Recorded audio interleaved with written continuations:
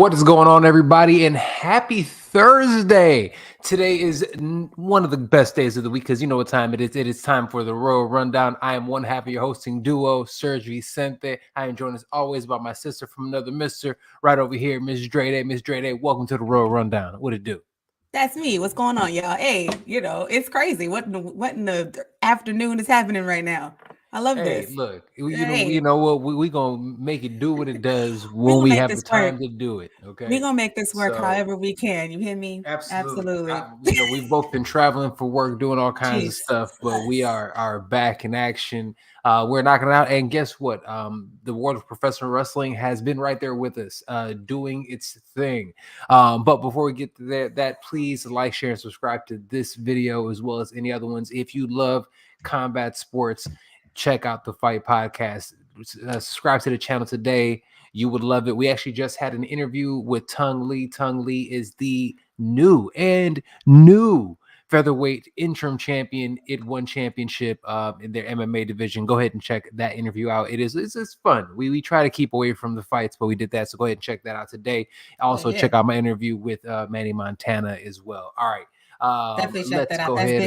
That's big. Yes, that's big. We can't, Absolutely. So like, share, and subscribe to those so you can check those videos out as well as things like this. All right. Look, there's so much to get into, and I really want to start with this. We have to talk about this, and it's very rare where I feel like NXT gets a platform, but because of TV deals and other things, AEW, unfortunately for them, had to move to Tuesday night, and they had to compete with NXT. And one time for Shawn Michaels, if I had the air horns, I'd be playing it right now for Shawn Michaels, because this dude might indeed be Booker of the Year. We're going to talk about it. So let's talk about the new Tuesday Night Wars. Dre, what were your thoughts on NXT versus AEW Dynamite? Man, first of all, it was hilarious. I just want to put, this is exactly what wrestling fans like are, especially wrestling fans our age and a smidge older, like, this is it. Like, this was fun. This was just a lot of fun, especially if you're not like a super tribalism person where you just like, I want everyone to have a good time. This was absolutely one of those days. Tuesday night, NXT. Definitely one of those. Like, yeah, let's everyone have a good time, because I hope everyone has fun. Like, I hope everyone just has a good time.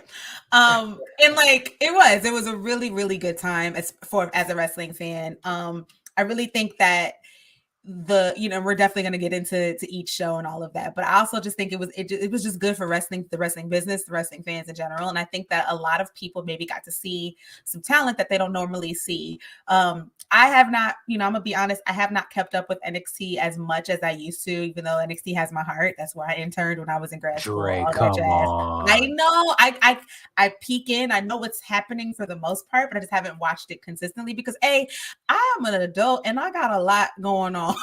so I can only watch so much TV in general, as a whole. But I say all of that to say I do keep up. I know I know who the champs are. I know what's going on. I know I have an idea of what's going on. But it was nice. I actually sat and watched. Well, I watched both shows at the same time, like a full-blown idiot, and I had to go back and do it again because that is not sustainable. And I was trying to remember how we used to do it back in the day, and we didn't watch both shows simultaneously. We were going back and forth. We were changing channels. The moment a commercial hit, it was like, well, bye. We're going to the other show. We were at WCW. We didn't do this for real. Slapping if something was going, because usually around that time, like I remember, because I mean, come on, I was a Rey Mysterio guy.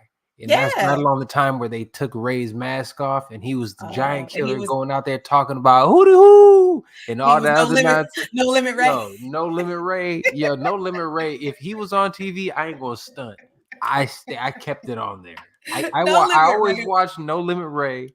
And it felt like a fever dream. And I kind of forgot it happened, and then I remembered again. Absolutely. It absolutely happened. Oh my God. Yeah, it was such a fever dream. Everyone who's watching live right now, live on the Fight Podcast, thank you guys so much for watching. Those who have transferred over from the other channel that we were on, look, love to them dudes. Salute. We appreciate you guys joining us over here. We back home.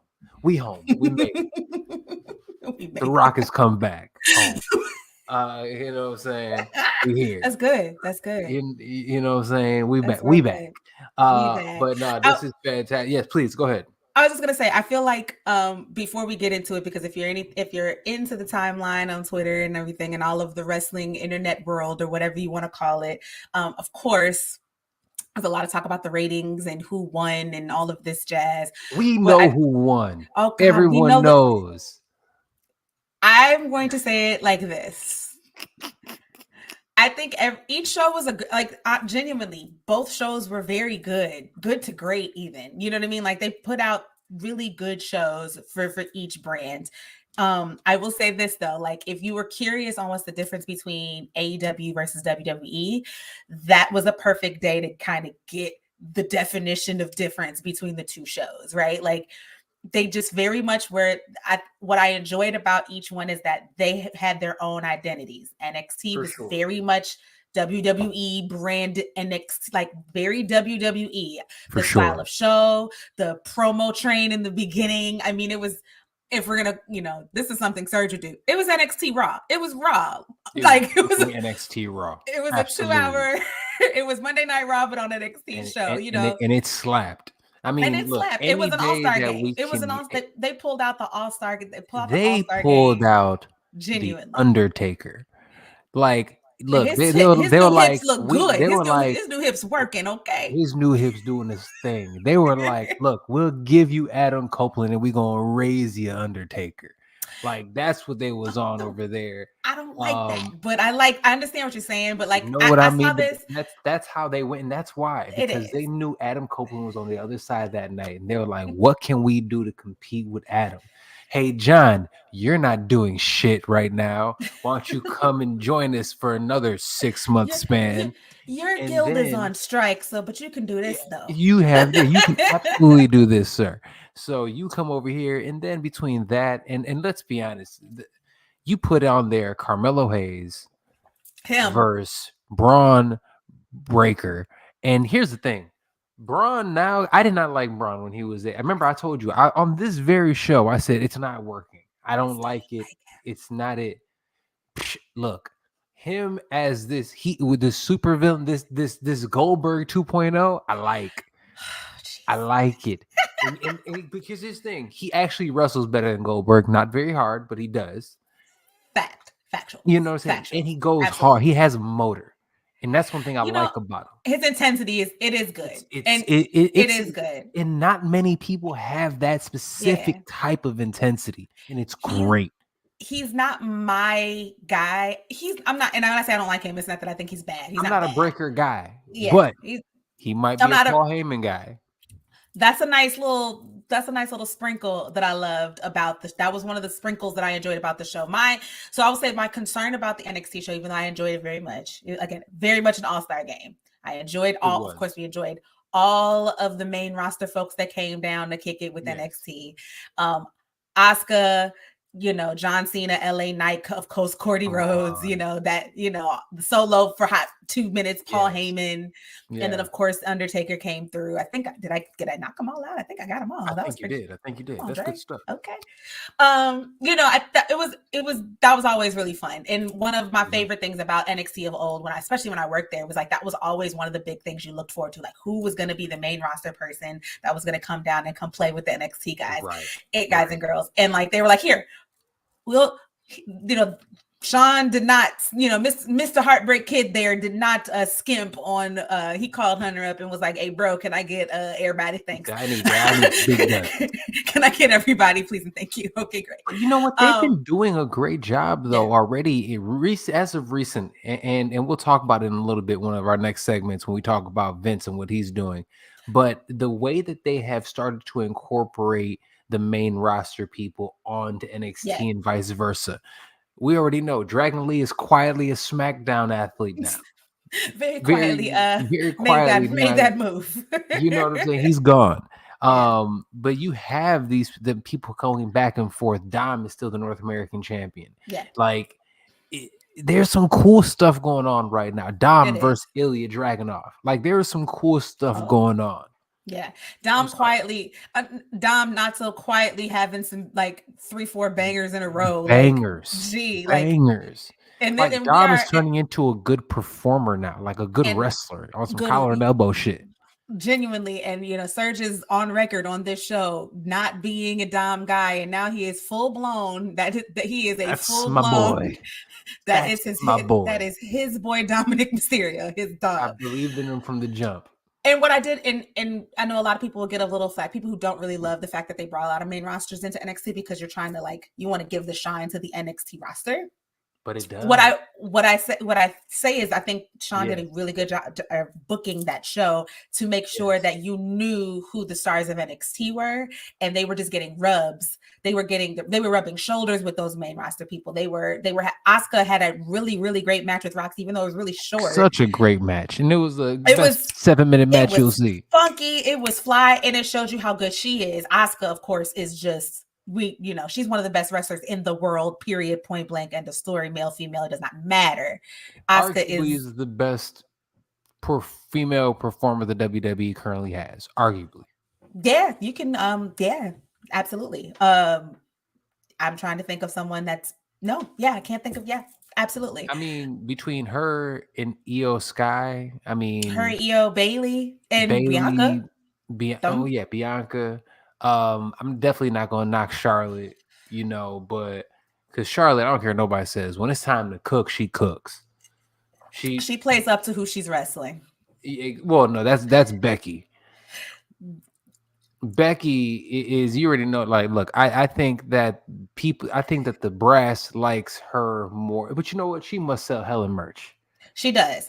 She must sell hella merch.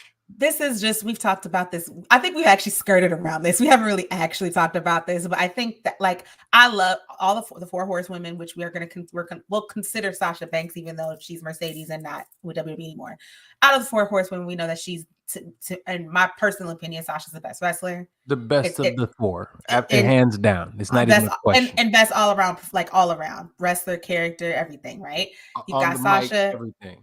So you got my four in the count would be Sasha, Bailey, Charlotte, Becky. That's the right order.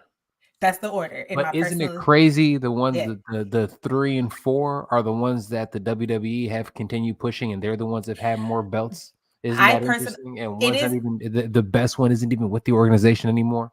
Yeah, and I mean, unfortunately, I like to say that that's probably has more to think about what they think is traditionally marketable, and not necessarily what is. Oh, so not a black woman and a Latina woman, the two white ladies. I use the word I get what you're saying. Traditionally marketable is what I said. Yes. Oh no, I got what you was. I was picking up what you was putting down. I got you. I got you. I just had to go out here and let it. Don't go one more time and say it. Now, we also have to remember who was in charge too when all four of them were in the company together. Voldemort. Because there is a nice, lovely little shift because we see Jade Cargill getting the reddest of red carpets rolled out for her. We see what's happened with Bianca Belair since. You know what I mean? So there is. Wait. I don't want to say. I like how they're slowly bringing her out. I'm sorry. Someone said that. I believe someone on the show said that that's exactly how they should do that. I don't know who that might have been. A little sprinkle. I'll give it to you. You did that. Yeah, no. I feel like someone said that. No, but I love her. She tweeted something. Jade Cargill again made a very quick appearance on NXT as well. Comment just the same thing she did on SmackDown the last week or Raw. Was SmackDown or Raw? Whatever one it was. One of the main roster shows. But she's kind of doing this cute little thing where she just enters, comes to the show, talks to whoever's the head of that show. And that's it. We don't even see her talk. Wrestling gear. She's rocking in fashion. That's not wrestling gear. That's just fashion, boo. That's just fashion. Now just because fashion and wrestling gear look alike don't mean I know fashion. I know. Don't you forget who you're talking to. Come on now. I just love it. I think it's fly. Dude who actually watches all the fashion shows. You know what he do? His girl got him trained right now. I'm just. You know what I'm saying? I know what I'm talking about. I be seeing them all. No, but I think it's really dope because she tweeted something where like I think they were showing her entrances to those in those shows, and she's just like so many choices or something like that. I'm like, that's dope, and making it seem like she has like they're recruiting her. She want to, yeah, like between Pierce and Triple H and Shawn Michaels, who's going to choose her for which brand? And I think that's fly because then if she doesn't matter where she goes, it makes it seem like it's her choice instead of like a demotion, a promotion, whatever you want to call it. So I love that. I think that's a perfect way to build her. Especially if they're doing, whatever work they're doing behind the scenes with her until that simmers in the way it wants to be, then we'll see, and we'll know when it happens too, because she's probably just gonna jump out and smack the mess out of somebody. It'll be great. Yeah, she's gonna hit them with that Sparta kick and call it one. Right. But the way that they have set it up where main roster people are going to NXT and back is a very easy way to give her more work down in NXT while still being on the main roster. I mean, it's again very similar to what they did with Dom. Dom is being able to get all the work that he needs to with up and coming people on top of with the legends and the big names that he has. And the proof is in the pudding. You're seeing it play out. And we're like, damn, this dude, and we can, and I know jokingly, I'm like, that's my boy, but no, I really like this character and what he has done. I fucks with Dom. That's my boy. And we're literally talking about the way we talk about, Montez Ford being somebody who can be the face of the organization at some time. Hey, people, Dom is starting to kind of have that energy. The heat that he carries, and I'm not saying right now, but 3 years from now, you can strap a title on him or like one of the big titles. And I think he can actually, hold it down. Whether it be as a heel or a face, whatever that character goes, I hope it transitions to is an Eddie Guerrero style tweener type of character, you know what I mean? Who can play both. He wants to go dark, he can go dark. He wants to play it light, he can go light. I hope that he ends up doing more of that. But he's somebody who can do it, and I think that the work that they've done, letting him go back and forth, has really benefited him. I think it's also kept everybody that they're doing. It keeps them relevant throughout all of WWE, and like we said a little bit before, it actually definitely gives puts more eyes on NXT. Absolutely. So we're seeing more people, getting rubs. Roxanne Perez going out there with Asuka. If you've never seen her perform before, you're like, yo, who the hell is this? And why is she so good? Right? Like, because we didn't think somebody was this good who could actually go move for move with Asuka and kind of flow with her, right? Yeah. Like, that was a fun, hard-hitting, fast match. It was awesome to see, but I really love what they're doing. And then this is no shade to, what NXT or Dynamite and AEW did, because they put on a great show themselves. Yeah. I mean, everything that they're doing, and we could actually talk about it now. I want to talk about the resurrection of Swerve Strickland. Is that what we're calling it? I don't know. Will he like us calling it a resurrection? I don't give a damn what Buddy thinks, because I'll be the first one to tell him your character was Huff for a second. It is not even being mean. His character was mad garbage for a second. His first iteration of the Mogul affiliates, when he had the tatted up skinhead and the other dude, it didn't work. I don't think it didn't work. I don't think he's that either, but that's the energy it portrayed. But now you got him out here with Prince, whatever the hell, doing his dance the whole time. Prince Nana doing this thing, and then you have everybody else. Like that group works with Cage and all those guys. It really, really and works. Sorry. Yes, all of them, all of the gigantic black men and the big black Puerto Rican gentleman, is Samoan and Puerto Rican gentleman. All of them, every single one. That whole crew, but the crew sleeping works. on Khan, and he's right there being fine and fly and really good at wrestling. By the way, he is so good at wrestling. All those other things I give to you, but he can wrestle his ass off, and he looks the part. I think that's where you're going. Yes, he does. He absolutely looks the part of my future husband. Yes, that'd be great. Anyway, no, he's great. I completely agree. We got to talk about Swerve, and just honestly, I think it's really fun to we've been Swerve. That I know that sounded like a critique by Serg, but like we're on record on the show. We are a big fan of Swerve. We've been a fan of Swerve since all of it since, and he was on early NXT hit row. When he was Early on hit the row. early hit row, when he was on the other, Deafy. other show, and I think that Deafy Swerve. Deafy's hello. I think it's Defy, but yes, I know. I like Deafy. We know. And also, if y'all, this is your first time tuning into the Royal Rundown, Serge will either make up a word or change it up, and that's just what it's gonna be. And I'm just here to make sure we have journalistic integrity, so that everybody knows what he's talking about.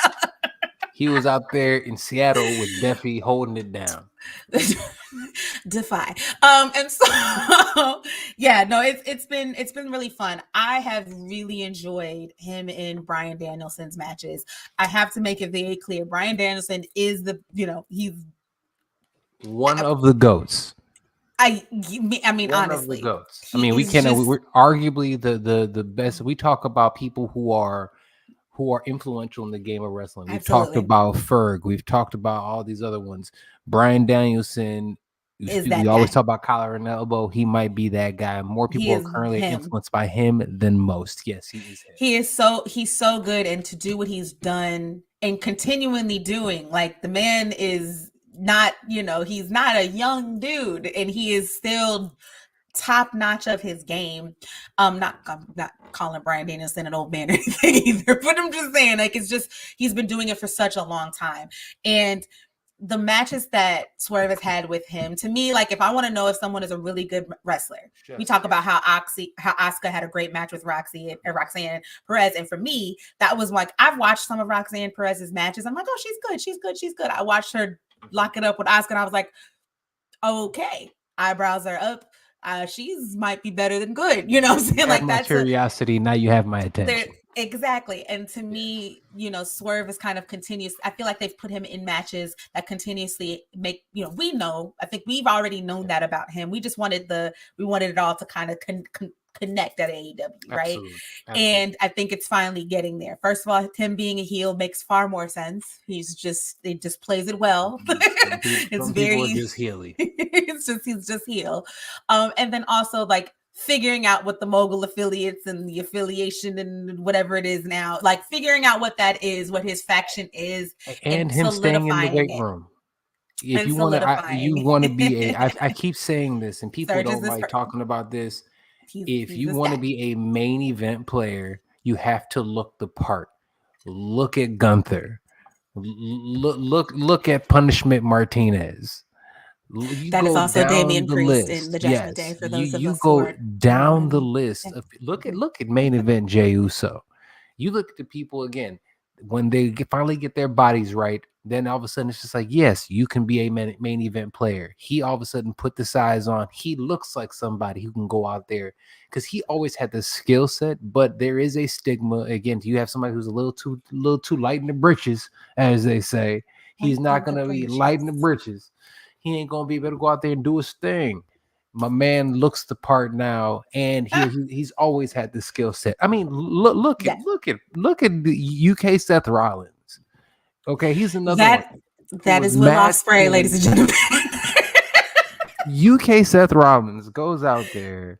The man's name is Will Ospreay. Will Ospreay was skinny, and everybody was like, "Nah, he ain't him." Now he is arguably the best wrestler in the world. And why? Direct correlation to him adding like 30 pounds. Just saying. Serge is a body dude. He likes his wrestlers to pause. You are a personal trainer. I don't think that the pause is unnecessary. This makes sense. I've been listening to Cameron and Mace far too much recently. This tracks. You're fine. The pause is unnecessary. But for real, they need to have you need to look the part. I honestly think that it's more about presence than actual mass. But I understand. I do understand what you're saying. In terms of Orange Cassidy, who regained his belt, I agree. It's presence, and I think that for some people they can't get past body because that's part of the presence. So I will never I understand what people are saying when they do that. For me, it's not always that. And if you want to give an example, you can look no further than Bryan Danielson, who, he's not a big dude. He's not a small guy necessarily, but The same thing like Kenny Omega. I don't think Kenny looks like the biggest dude in the world, but Kenny can cook. Kenny got like 18 abs. What are you talking about? I never thought Kenny looked that gigantic. I never have. I don't think that anybody has. Ferg got 18 abs, and he's not that big of a dude. But he has 18 abs. And to me, it's presence. So that that's an example. I agree with that. I agree with that. I understand what you're saying, and I just think that I think body type plus a certain style. I think it just really there's like a mix. There's a gumbo that has to make sense with all of that. For me, Swerve's size was never like the issue. I just feel like it was, first of all, storylines he put in. It is also storylines that he was put in. Like that just didn't always make sense. I think we're finally getting in the move. And to me, I saw the shift change when specifically when he got into that situation with Darby and Sting and that fun little casket match thing. To me, when before the match itself, when he got into that storyline, I was like, okay, someone has finally went like, look, we've had him on the stove simmering for a while. That was to me a test. They got to see how the crowd was going to react. They're going to see if they was going to be believable. They're going to see if the match was going to be good. They had to see a whole bunch of stuff. And he was in the ring with people that the crowd already loves. They're already stars. Darby Allin is already a star in AEW, right? Sting is a legend. They had to get him in there. And I feel like once that happened and it was received the way it was received, Tony Khan and them were like, all right, bet, let's go. They were like, and here's the rocket. Let's do it. I almost feel like the first match with Bryan Danielson was a test too. To me, I was almost like, all right, can he hang with BD though? Like, and he proved that he can. And did. He proved that he can. Absolutely. And did. And I think that this next feud, which is him and Hangman Page, because he lost to Bryan, which wins and losses to me don't really matter that much, right? Mm-hmm. To me, long as you're not losing too often, or you're not losing. He didn't get like. He was in. He's not getting squashed either. That's squashed. the thing. You're not getting. He was in very, very entertaining matches. Number one, but just two very big bouts, right? Yeah. And so then this thing with Hangman is going to be very good because AEW loves Hangman Page. AEW fans love Hangman Adam Page, right? I've been in the building many times. They love that cowboy shit. Okay, that's his thing. That's what they love that. Okay, I know Serge don't love it. Fix your face. Look, when they had that first interaction and Swerve started roasting dude, I was like, yeah. It was great, and it fits with that character. That's a very nuanced. Adam Page's character is very nuanced, and trust me, there's a lot of videos and things that have been written about it, right? And I enjoy it. I think he's fine. I've never watched a Hangman Adam Page match and been like, that was bad or that was boring. It tends to be it doesn't do it for me, but I understand what people do enjoy about him. He's just one of those people that's just not for me. Like he's not in my top 30 current people. What I do love though is that what's more important, like the guy that we are fans of, Swerve, is in it with that guy. Absolutely. And so that's the top of the card people. Yeah. And that's going to be fun. Just to add to that, really, we have to talk about new AEW tag champions. We have to talk about you took that's what I was just about to pivot to. Let's talk about it. We're talking with somebody else that we really do love in AEW is none other than Pretty Ricky Stark. We love Ricky Stark, and he teamed up with Big Bill, and they went out there and they beat FTR for the tag team championships, which I think a lot of people were really shocked about. I know I was. And then afterwards, FTR put a little cryptic, note up, thanks for everything, FTR out or whatever.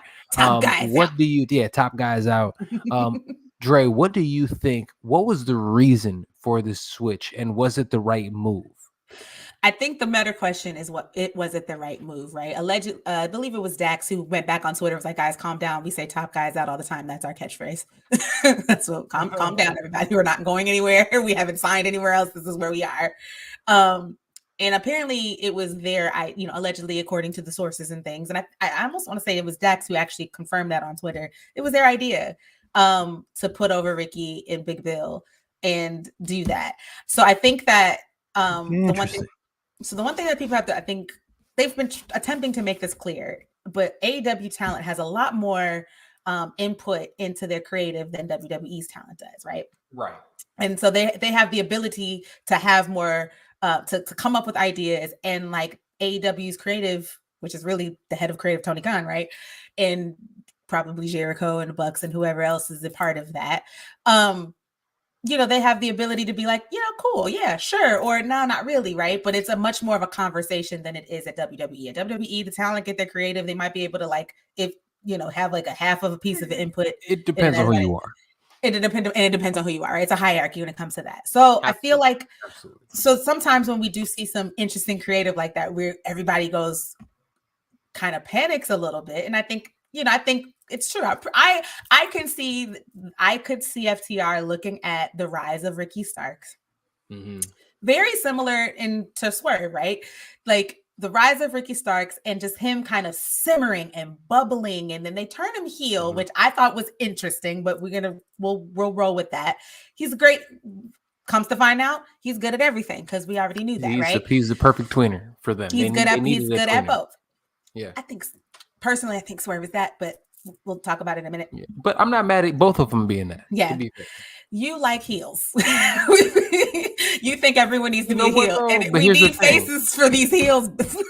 I love Jey Uso as a face. Jey Uso is a great face. Cody Rhodes, great face. When FTR are faces, they're great as faces. There aren't many faces full blown. They're like, because even the Blackpool Combat Club, right? I think most of them are playing face now. Aren't they just playing heels? Exactly. Brian's a face. Mox is a face. And then we have Cesaro, not his name, Claudio, excuse me, I keep calling him Claudio and Wheeler are still heels. But that your top two the whole crew is just mostly been playing face lately. Now, granted, I think Mox is probably a good example of a tweener. He can play whatever the heck you need him to play based off who he's facing. Yeah. So, for example, Orange is back as the what's it called? The international. I keep calling it the old title. The international title champ now. I think that once Mox gets cleared, he's going to definitely go back for that belt since he lost it, right? And once that happens, I think Mox will probably play heel there unless the crowd does a shift. But that's the cool thing about tweeners is that you can shift. So I understand. My point is, anywho, my point is, I think the only issue I kind of have with it is that I think a lot of people wanted to see the Young Bucks versus FTR again for the titles at a pay-per-view, right? And the next pay-per-view is coming up, Full Gear is coming up real soon. So I think people kind of just assumed that was going to happen. And that's one of those cases where it's like, was this a swerve for the sake of a swerve? Or was there something else happening? Like, what was the tea? And I think some people think that FTR just didn't want to lose to the Bucks again, or they think that there's a personal thing backstage going on. And I personally don't think that's what it is, but I don't think so either. I just think that's, an interesting piece. And of course, the CM Punk of it all is just kind of the cloud over the head. I personally think it's a good idea, because why not have Ricky and Bill face the Bucks or whatever at the pay-per-view for that title? I think that's cool, because that's another star tag team to put those guys over. And Absolutely. Now you can look at Bill and Ricky on the same vein as the Bucks, FTR, and now them. Now you have a tier, and we've got Bullet Club Gold that's right here. We've got the Guns that are right there, and of course, one of the most entertaining groups in all of dummies over here with the Acclaimed. Now you've got like you've got your tiers of your tag team, the two tiers of your tag team that are equally as talented or very close to it. So I think one of my critiques of AEW in general is that the tiers kind of get a little messy in each division. And I think right now, if we're finally getting some clearer tiers when it comes to the tag teams, and I think which is about time. But no, I love what they're doing. So when we're talking about NXT, and I mean, everyone right now is killing it. And I think one of the big reasons why it seems like, well, here's the funny thing. Wrestling got to a point where it wasn't fun again. Right. And that's because we call him Voldemort over here. We're talking about Vince McMahon. He who shall not be named, Vince McMahon. You can tell had his fingerprints all over creative. Well, this just in, reports have been flying in left and right, and all of a sudden, if we're looking at it, all of wrestling, I think when WWE is good, I think it makes all of wrestling good, because I think it forces everybody else to kind of step their games up. Triple H, essentially, there was a little bit of a power struggle. They say when TKO took over, looks like Triple H won out. They gave Vince the boots. He was also doing a couple other shicey things, which I think TKO didn't like. And even the head of TKO ended up saying that he was the reason like our stock today. was. I think that Yeah, was he said today on today. a He media was call or like, something. our stock was dropping because of Vince McMahon and his nonsense that he was pulling. So he's out. Trips is in. This is a great day for professional wrestling, and I think it has been showing.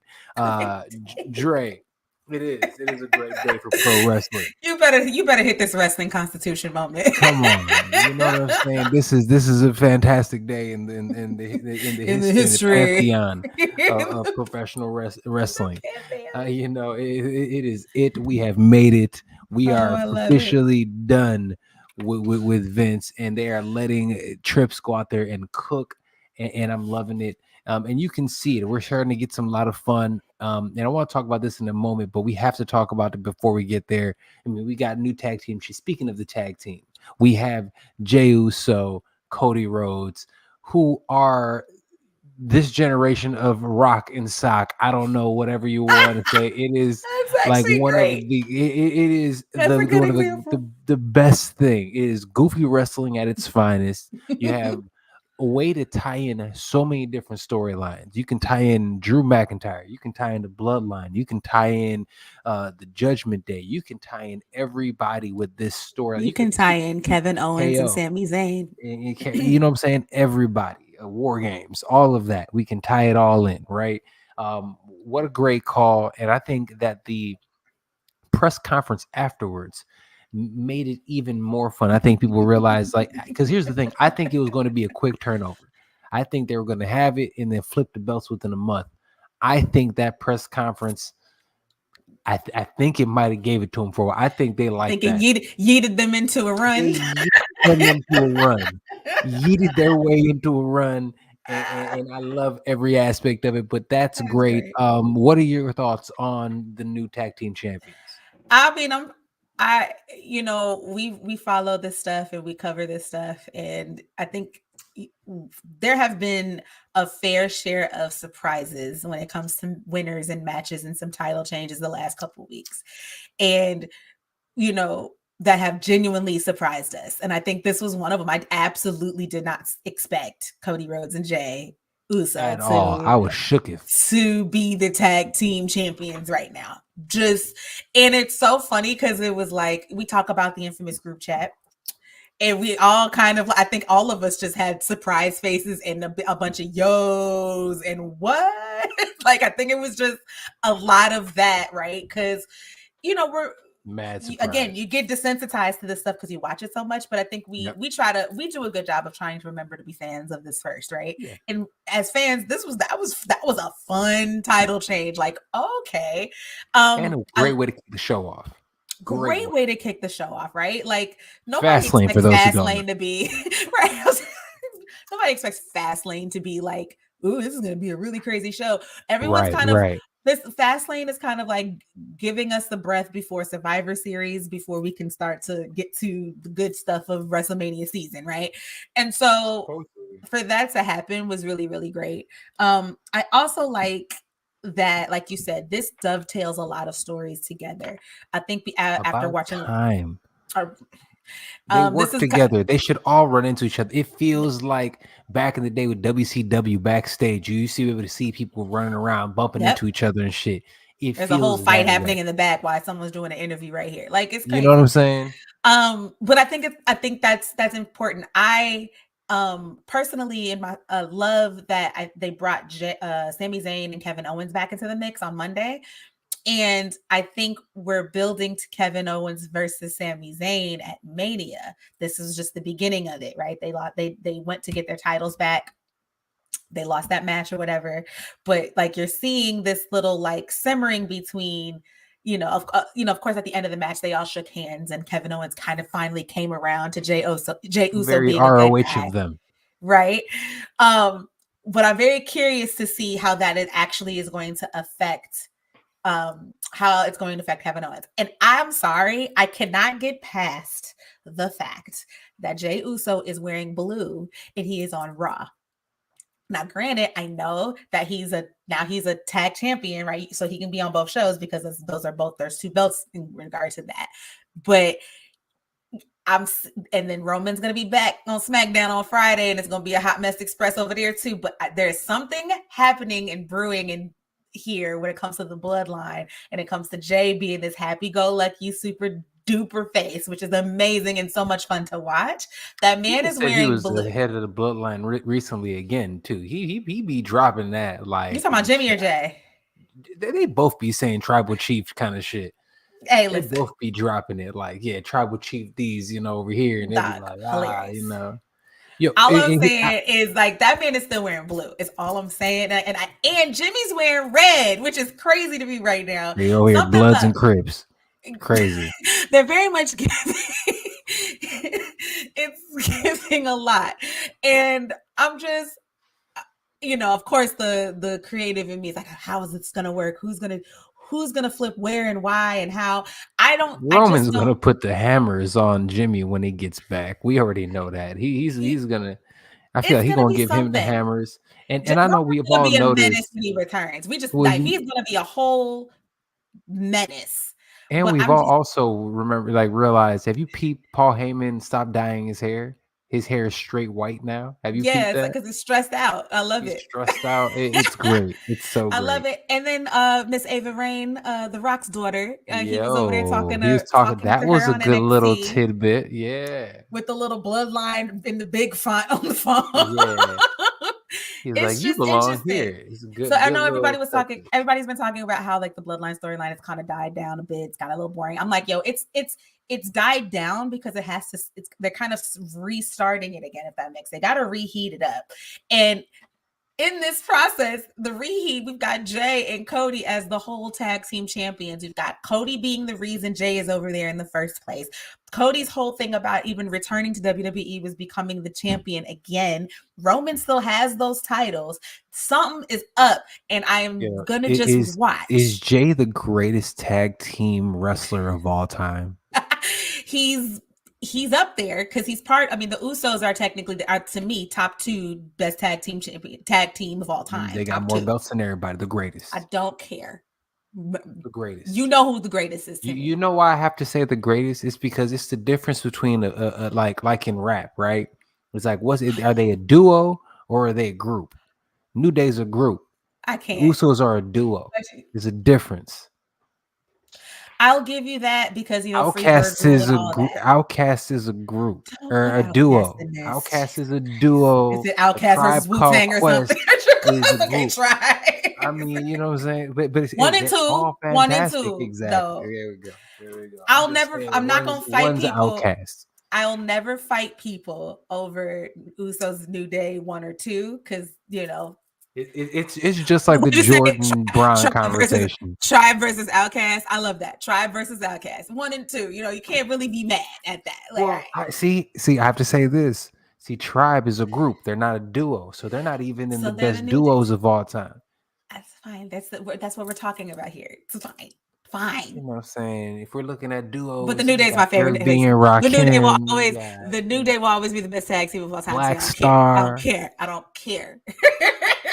I said what I said. Different ones of them. That's I love the Usos. The reason I can't have it is because they be different, right? That's like it'd be different they have combinations. The free bird rule, right? They have the free bird rule. So if I understand what you're saying. You're saying the New Day belongs in like the DX. Conversations, faction conversations, not tag team conversations, even though they win tag team belts. They absolutely do, but when it boils down to it, they are a group, not a duo. Only duos. The same 2 people keep winning it. This one is, we just shift it, just keep rotating it, depending on whoever needs it. I can just click, clack, and it's there. I'm not gonna argue with you. It's fantastic. I'm just saying the Usos. But yeah, in terms of Jey though, Jay is that dude. He's that guy, and we love Jay. I love those. I love Jimmy too. I love them all. I love them, and I love where this is Trinity going. too. Oh yeah. And shout out to the Impact Women's Champion, please. Thank you. One time Trinity, of for the course. one time. And I just love it. I love it all, and I love like where I love all the implications for the Bloodline storyline that Jay and Cody being tag team champions bring in. I love the solo Sokoa part of this. Like, how is that gonna? Where's that gonna fit in? And that's really interesting too of it all. It's all gonna be interesting. Wrestling is really dope now, y'all. It does not matter what company you're watching. So, have you realized? I think it's real quick about Solo. Roman at times acts intimidated of Solo, right? Yeah, in a way. Yeah. The only one that doesn't act intimidated at all of Solo is Jay. Yeah, you pick that one. Jay's the only because when Jay was leaving the Bloodline, he was whooping Solo ass every night. Every night he was whooping Solo ass. And like technically, Jimmy's the biggest brother, right? Jimmy's a couple minutes older than Jay. Yes. Yeah, they're twins, but a couple minutes older the than Jay, one, and then the middle one they're older than Solo, right? So I don't know. It's very interesting. He be sonning dude, and the thing is, the fact that he really does. I was sitting here like he's like the one just like because he kept on super kicking dude. Like every time Solo turned around, he was just super kicking dude's face off. I mean, Shawn Michaels would be proud. And is. Absolutely. Look, Rikishi, they daddy proud, and is because he used to throw a mean super kick. Folks forget. Yeah, all of that behind it. All right, so let's talk about this real quick before we get out of here. I do have to touch on this. What's going on with the Judgment Day? We're seeing dissension. We're seeing all kinds of stuff. Triple H was out here trying to break up all the groups at one time. LWO was having some static. Shout out to Carlito, by the way. Was that triple? Shout out to Carlito. Amen. Shout out to Carlito. He's doing his thing. Yes, sir. Absolutely. Because they're going to enjoy him on my screen. He might be the one that ends up. Somebody made a point. They said that they think that they're going to end up kicking Rey Mysterio out of LWO and turn like a bad guy faction. I wouldn't be surprised. I wouldn't be mad at it either. I'm just curious. Go ahead. Yeah, go ahead. No, I was just saying. I'm just like I cannot wait till we finally bring Ray and Dom back to maybe not back together, but have them have some kind of reconciliation. Like I'm looking forward to that. Like, and I'm trying to think. Oh, sorry. Go ahead. I agree. I think ties into the Judgment Day. That's why it does. Because I mean, and kind of like I guess in my brain, you want Ray and Dom to get back together in a way at some point down the line. The way I want Jimmy and Jay to get back together somewhere in the storyline down the line. But I think that's a WrestleMania moment. Ray and Dom hugging it out after they kick each other's asses or whatever. That's a WrestleMania. Yeah. I feel like that's giving WrestleMania moment. I could see that put in the WrestleMania video packages for years, right? Absolutely. Dom saves his dad from the LWO or something, right? Like I don't know. Something crazy. That's what's going. It's going to have to be something like that. But so we're getting in the Judgment Day right now. They're making it seem like Rhea is like the full blown leader in a way, which is interesting. They're also, I don't know, something with Punishment Martinez. I don't think he's going to actually be able to cash it in, and I think that there's something that's going on there with I think the newly crowned heel in Drew McIntyre. I think there's something going on there. Because you saw there, I forgot who was being interviewed, but Drew was talking to Rhea in the background. And so I think that was really interesting. Drew's turning heel, which we love. We want that. We need that. That's wonderful. He needs that. Amen. Everybody, it's needed. It's a needed character shift. That'll be great. Character shift, yes. He's trying to go for the Seth's title, right? So, and then Damian still has that briefcase. So I think that's interesting, right? I think they're trying to make us believe that Damian's not going to be successful, and it's going to be it'll have something to do with Drew and Rhea, right? Mm-hmm. What if though? What if Rhea is just playing with Drew and she helps Damian get that title? I mean, that'd She be cool.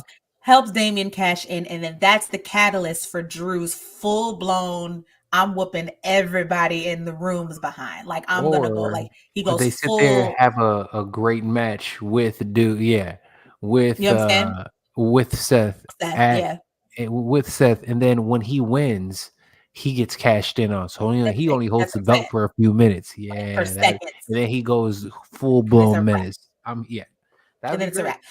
I like that, and I like that as the catalyst for Dom and Rhea feeling away, or Dom feeling away about Rhea because Dom and Rhea, Rhea ain't going. She been because treating my man dirty. She been being dirty to my boy Dom. and Rhea and Damian Priest are actually friends in real life, so they can make that chemistry work in terms of like that. So I think that'll be interesting. I don't know. It'll be all fun to watch. I think they're still trying to figure it out too. Personally, I think there's so many like this going on with it Options, yeah. that I even think they're starting to figure out. And I think they're just dropping kind of seeds just to see what sticks a little. I think they're throwing everything at the wall at the moment. I think they're doing that with Drew's potential heel turn as well. I think they're doing that with the Money in the Bank with Damian Priest. I think they're doing that with the LWO too. They're still trying to like figure out exactly what they're going to do with it, but they're just getting their players in order. And they're Yeah, and putting they their have players on the so many good options right now, which Exactly. is And they're great. putting the players on the screen so we all kind of see Yeah, them.